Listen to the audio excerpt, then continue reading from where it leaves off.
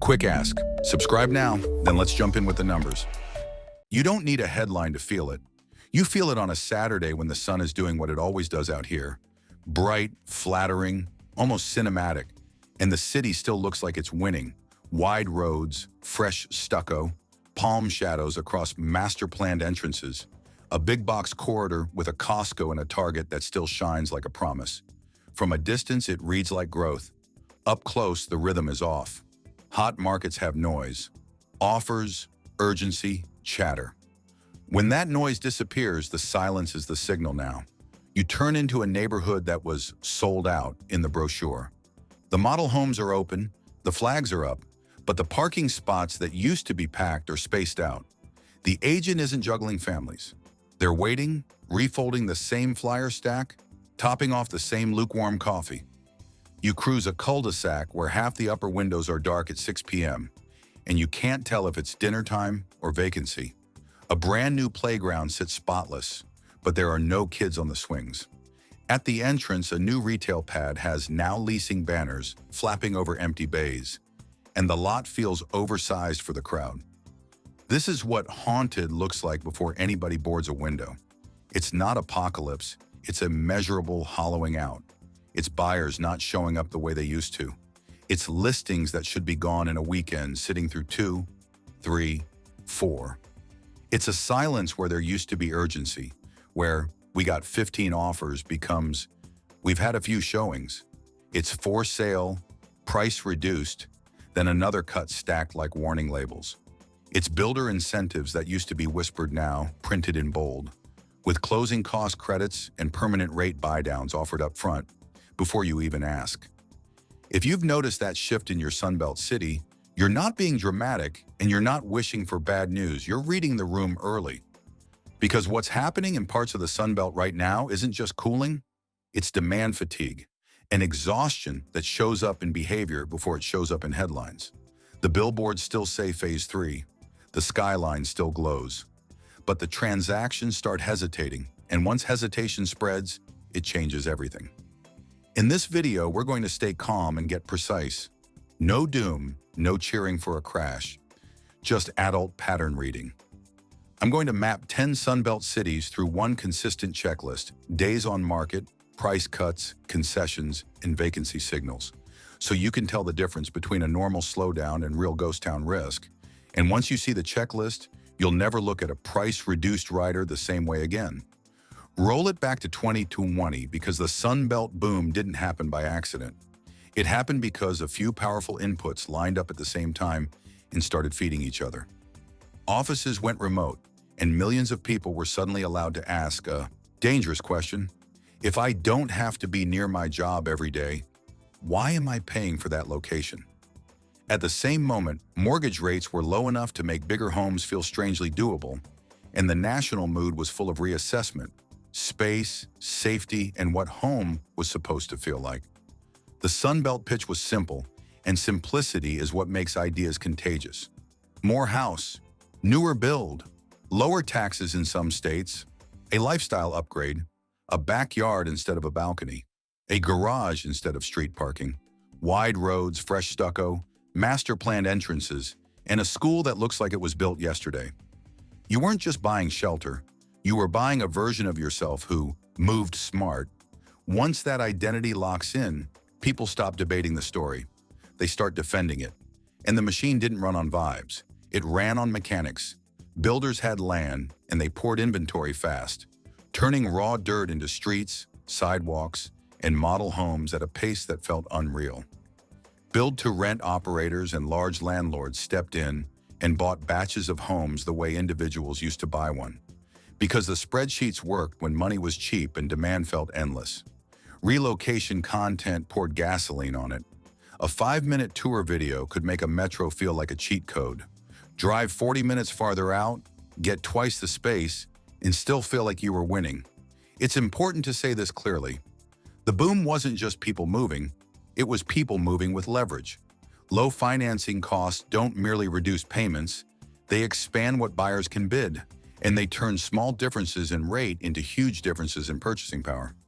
When that leverage is paired with optimism, everyone's coming, jobs are everywhere, this place is the future, risk gets edited out of the conversation. Families stretch because the monthly looked manageable at the time. Investors stretched because cheap debt made thin cash flow look acceptable, and appreciation was assumed to fill the gap. Then the environment flipped, and this is where the Sunbelt story gets honest.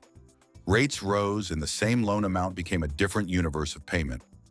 Insurance got more expensive in many places, especially where weather risk, replacement costs, or underwriting tightened.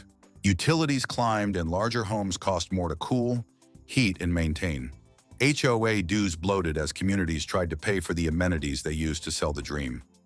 Property taxes adjusted upward as peak-era valuations rolled into assessments and into the monthly payment like a second mortgage.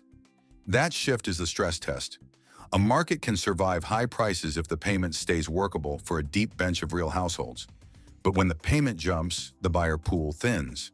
People who would have been yes buyers become maybe later buyers. Investors who underwrote on cheap debt and fast rent growth become picky, or they freeze entirely.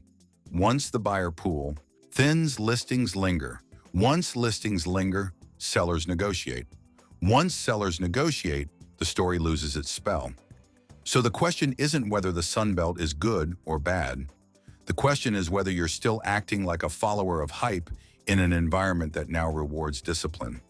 The adult move is to become an operator who audits risk and keeps options open. Separate what a city looks like from what the numbers demand, and stop asking, is this hot? Start asking, does this monthly make sense for the next buyer, not just me?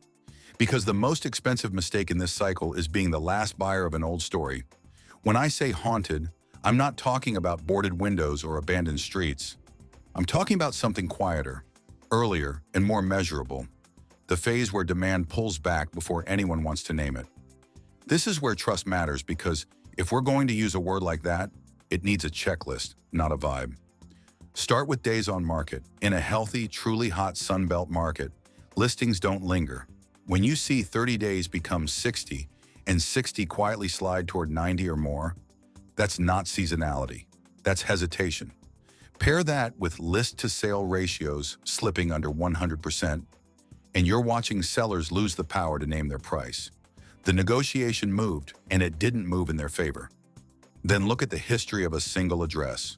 One price cut can be strategy. Two starts to feel defensive. Three or more on the same home is a signal that the market rejected the story attached to that number. Add in back on market notes after inspections or financing, and you're seeing buyers and lenders independently deciding the math doesn't clear anymore. New construction tells the story even faster. When builders advertise incentives up front, rate buydowns, closing cost credits, design upgrades that used to be extras, that's not generosity, it's inventory management.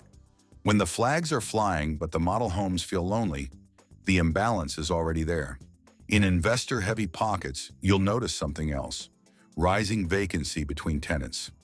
Owners hold out for yesterday's rent while units sit dark, because lowering the number feels like admitting the bet changed. Rentals matter here too.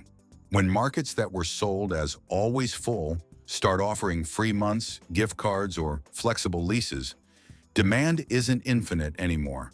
It's selective. And selective demand is exactly what overheated markets struggle with, because they were built on speed, not patience. Now widen the lens beyond listings. Haunted doesn't just show up online, it shows up in daily life. School enrollment growth slows or flattens, even though new housing exists. Retail pads that open with excitement feel thinner, with empty bays lingering longer than expected. Foot traffic drops just enough that service businesses shorten hours, quietly at first. Community groups stop filling with newcomers, and local chatter shifts from "everyone's moving here" to "things feel slower lately." None of this is collapse, it's oxygen loss. Ghost towns don't start with plywood, they start with a mismatch between payments and paychecks. When carrying costs rise faster than local incomes, people don't riot. They retreat, they wait, they pass, they stop chasing. This framework also protects you emotionally.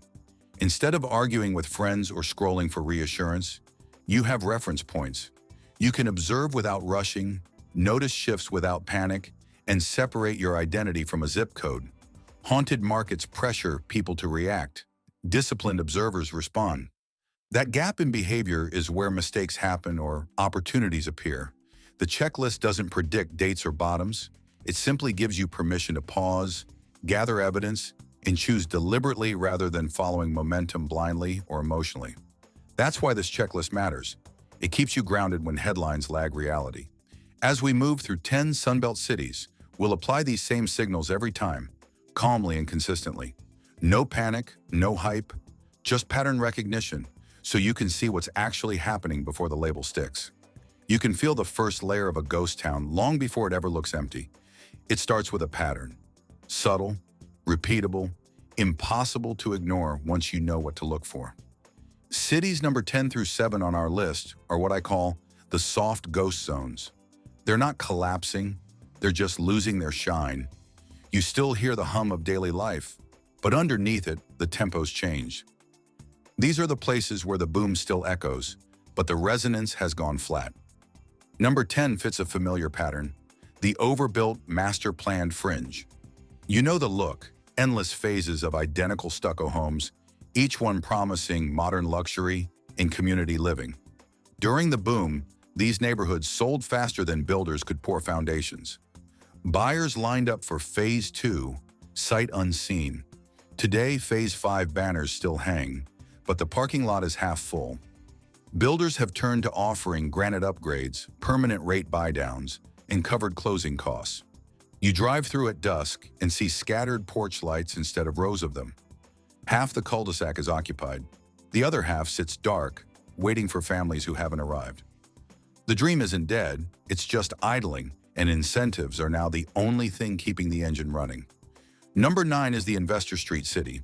You can spot it by the mailboxes. Half belong to LLCs, not people. During the pandemic, single-family rentals became an asset class, and whole blocks were purchased sight unseen by funds chasing yield. It worked until the rent math stopped penciling. Now you see for rent signs lingering between tenants because owners refuse to lower rates to meet reality. A few houses sit perfectly staged but empty, waiting for that one ideal renter who never quite calls. Walk those streets and you'll hear the quiet. No kids outside, no lawnmowers, just wind moving through half-filled subdivisions. Investors call it temporary friction. Locals just call it unsettling. At number 8, the heat and insurance squeeze city. This one's about arithmetic, not attitude. These were the markets sold as cheap living with sunshine. People moved for affordability, and for a few years it was true. Then insurance premiums doubled, or worse. Utilities climbed. Air conditioning turned from a comfort to a budget line. Property taxes adjusted to reflect pandemic-era prices. The same home that once felt like a financial win now carries a monthly payment that eats every raise. You can see it in the faces of sellers holding open houses in 100-degree heat, explaining to tired buyers how it's still cheaper than the coast. Except now it isn't. The buyers have spreadsheets and they know. The market doesn't crash, it just exhales. Number 7 belongs to the commute drag boom city, the one built on the belief that distance didn't matter anymore. In 2021, remote work made moving 30, 40, even 60 minutes farther out feel genius. You got more house, more land, and a garage deep enough for weekend projects. Then return to office policies crept back, gas prices climbed, and traffic reclaimed its throne. The drive that once felt like a small trade-off now feels like a daily tax. These are the suburbs where work from home stickers still sit on laptops, but the carpool lane is packed again.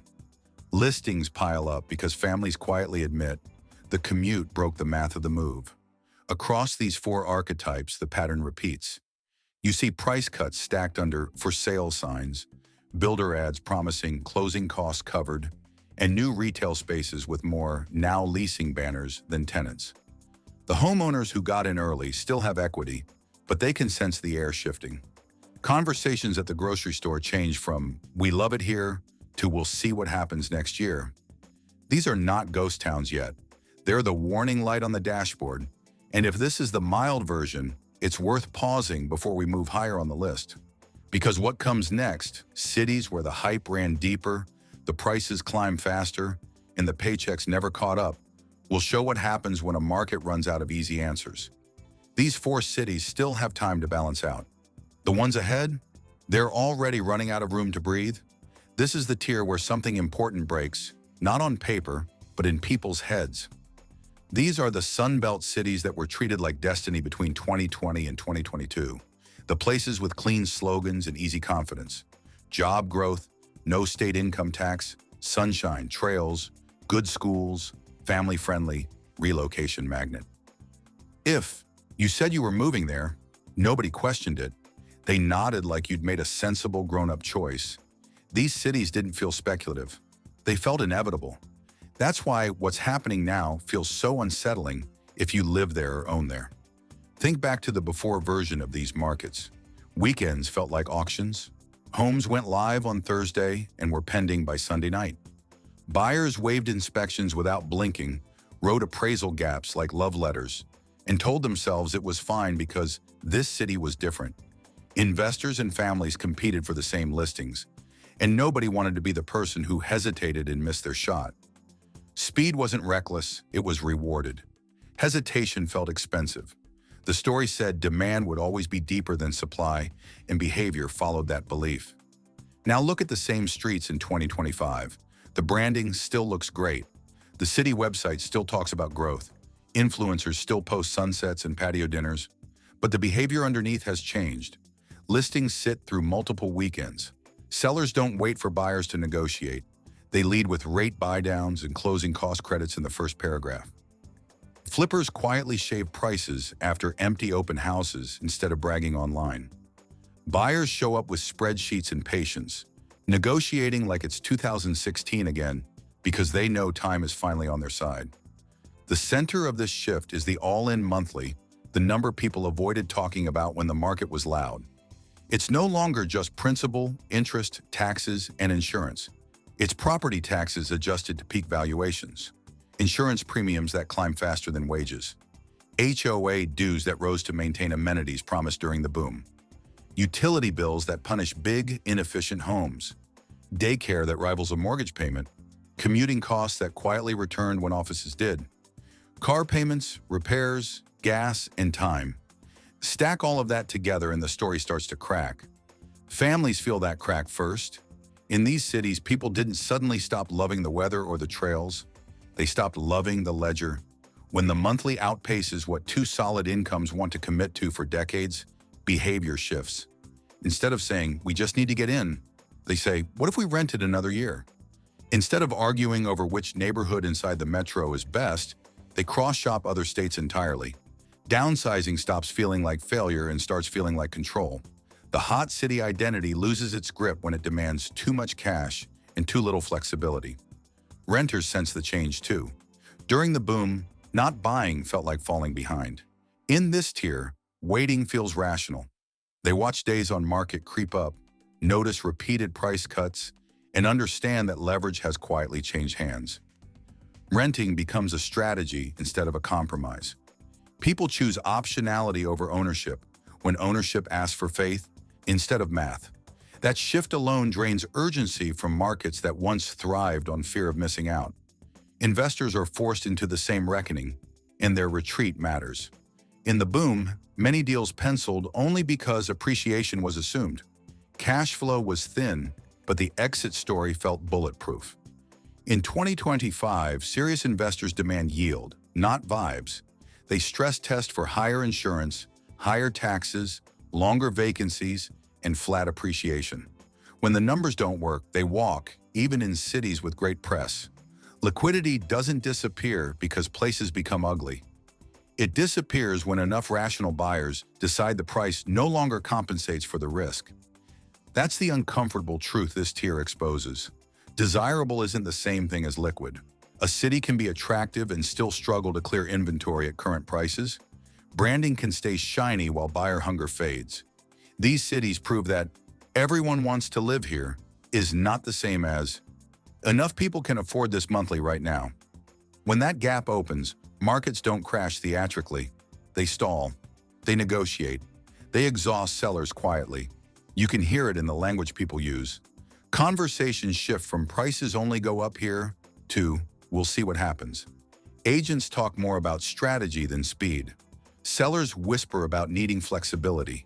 Buyers stop apologizing for offers under ask. The temperature drops without a headline announcing it. That's why this tier matters more than the fringe. If the darlings can wobble, the myth of automatic safety breaks for everyone. And this is where the fear flips. The anxiety is no longer about being priced out forever. It's about getting trapped in a story that already peaked. People don't rush because rushing no longer feels rewarded. They slow down because slowing down feels protective. That emotional reversal is powerful, and once it sets in, it's hard to undo quickly. These cities are the real break in the Sunbelt cycle. They sit between hype and reality, between confidence and caution. They show what happens when math finally confronts narrative. And if this is happening in places that were supposed to be immune, it raises an obvious, uncomfortable question. If the middle looks like this, what does it say about the top of the list? Because if even the headline markets can't escape the gravity of the monthly, the warning flare is already in the sky. When people talk about the Sunbelt's flagships, they usually lower their voice, as if naming something sacred. These were the places everyone agreed you simply couldn't miss.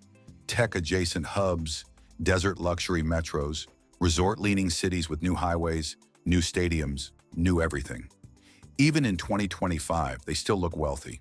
The storefronts are polished, the neighborhood's manicured. The coffee costs $12 and somehow feels justified. On the surface, nothing looks broken. And that's exactly why what's happening underneath matters so much. Start with the housing itself. In these flagship markets, prices haven't fallen the furthest, but behavior has changed the most. Luxury homes cycle through 2, sometimes 3 price reductions while remaining eerily quiet. Streets of new construction sit half-lit at night, with only a few occupied driveways breaking up rows of dark windows. Builders still advertise amenities, but the urgency is gone. The question is no longer how high, but how long. Investor-heavy pockets tell an even sharper story.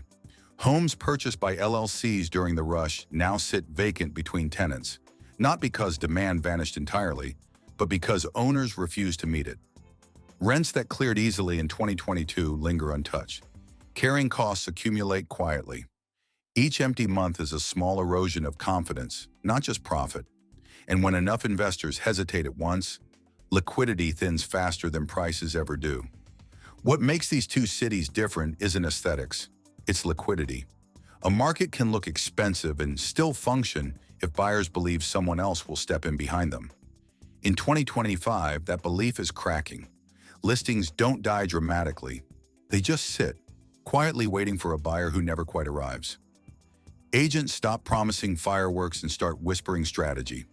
Sellers who once bragged now say things like, "We just need it sold." That tonal shift is the real signal. There's an emotional contradiction here that unsettles people. These places were supposed to be immune. The weather is still good. The restaurants are still busy on Friday nights. The branding still works.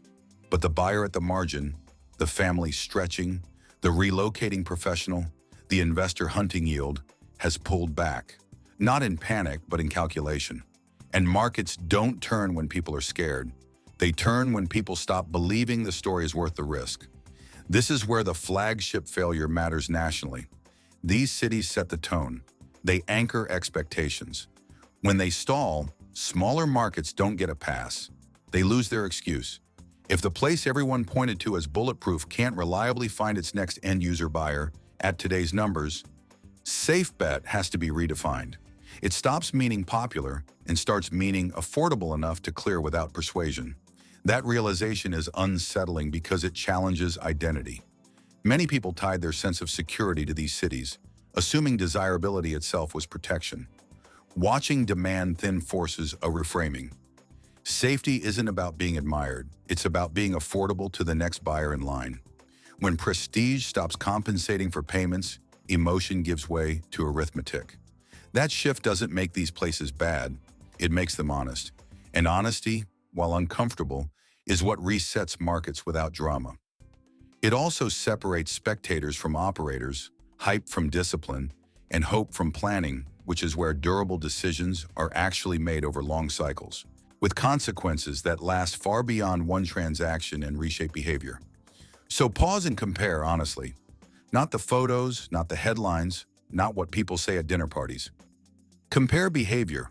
Are listings moving or lingering? Are buyers competing or negotiating? Are sellers confident or tired?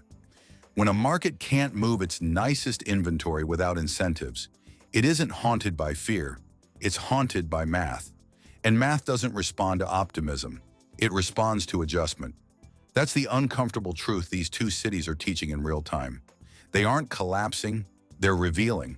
And once you see that, the next question becomes unavoidable. Knowing this, how should a smart adult actually act? Once a market turns haunted, the smartest move is not to panic, but to change how you play.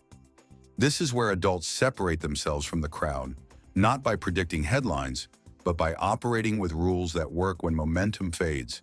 If you're buying or renting, your advantage is time. Start watching listings that have been sitting 30, 45, 60 days or more. Those homes aren't cursed. They're mispriced for yesterday's mood. Treat the asking price as a conversation starter, not a commandment. In soft pockets, coming in below list isn't aggressive, it's rational. Keep your inspection and financing contingencies. Even if your agent hints that strong offers, waive them. In a haunted market, waiving protection is how people volunteer to absorb someone else's bad math. When inspections come back, don't rush past them emotionally. Use the report like a ledger. Roof near end of life, HVAC aging, deferred maintenance. Each line item becomes leverage. Ask for repair credits, seller fixes, or permanent rate buydowns that actually lower your monthly, not cosmetic concessions. Closing cost help should feel normal here, not awkward. Then do the most boring, powerful thing you can. Run a strict 5-year monthly comparison. Mortgage, taxes, insurance, HOA, utilities, realistic repairs, and reserves versus what it would cost to rent something comparable. If owning only works after heroic assumptions, it doesn't work yet. If you're selling, the discipline test is even harder because it challenges your ego. Price off what is pending and what closed in the last 90 days. Not screenshots from 2021 group chats. Get a pre-inspection and deal with the real deal killers up front so buyers don't discover them mid-escrow and disappear. Lead with a transparent incentive package on day one instead of bleeding out through a series of tiny price cuts that train buyers to wait you out. Overpricing in a haunted market doesn't test demand. It teaches the market to ignore you. For investors, this cycle forces a redefinition of safe. Safe no longer means popular or fast-growing. It means conservative cash flow that survives higher insurance, higher taxes, realistic vacancy, and flat appreciation. Underwrite, assuming rents don't magically rise and exits take longer. Be especially cautious on streets dominated by other investors, because when sentiment turns, everyone reaches for the same door at once, and liquidity vanishes first there. Zoom out and breathe. The Sunbelt isn't dead.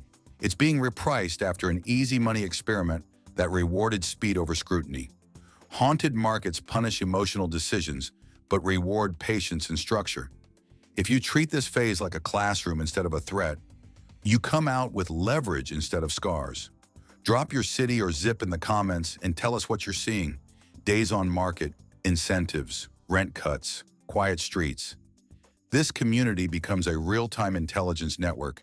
And in the next episode, we'll flip the lens to the Sunbelt comeback map, separating the cities that reinvent themselves from the ones that quietly fade.